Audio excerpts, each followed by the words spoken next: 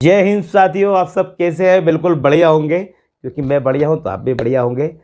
और बढ़िया है तभी तो आप मोबाइल देख रहे हैं। चलिए, तो आज हम जिस विषय पे बात करने वाले हैं उस विषय का नाम है एक आदर्श परिवार। जी हाँ, हम सब अपने जीवन में आदर्श परिवार चाहते हैं, लेकिन आदर्श परिवार के पहले कुछ बुराइयां, कुछ चुनौतियों को हमें समझना होगा।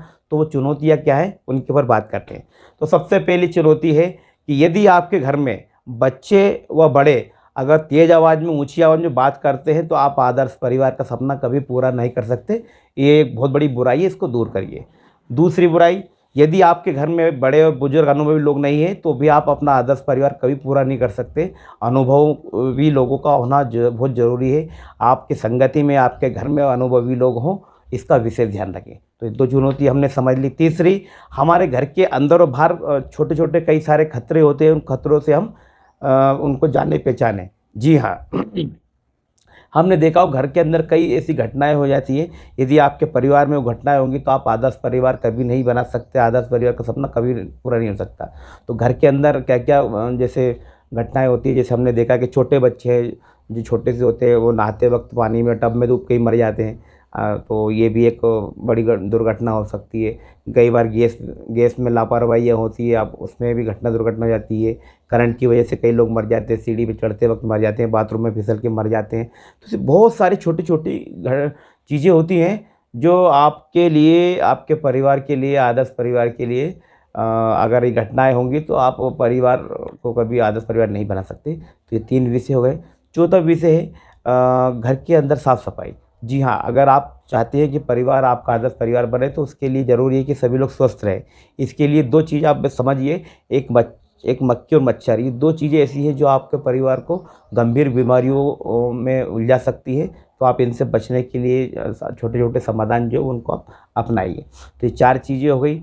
पाँचवा साथियों, हमने सभी ने देखा है, आदर्श परिवार की एक महत्वपूर्ण भूमिका होती है कि हिस्सा होता है आपके सभी लोग जागरूक और समझदार हो। हमने अक्सर देखा है कि जब जैसे मान लो माता पिता अपने काम को लेकर कहीं काम से चले जाते हैं, तो बच्चे जो रहते हैं, उनके बच्चे 10 साल, 12 साल, 15 साल, 20 साल या उससे छोटे बड़े हो सकते हैं।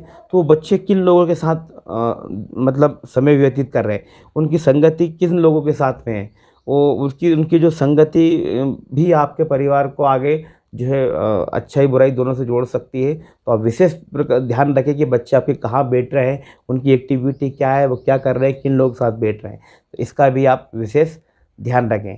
तो ये मेरा खुद का जीवन का अनुभव था, और मैंने इसलिए बताया था कि आप इनको समय रहते जाने पहचाने और इनसे दूर रहो। और एक और विषय मुझे याद आया बात करते वक्त, साथियों, जिस घर के अंदर बहू अपने ससुराल, अपने मायके वालों से फ़ोन पे अधिक बात करती है, घर की छोटी-छोटी चीज़ें शेयर करती है, तो उस घर में भी आप यकीन मानिए कि वो आदर्श परिवार कभी नहीं बन सकता।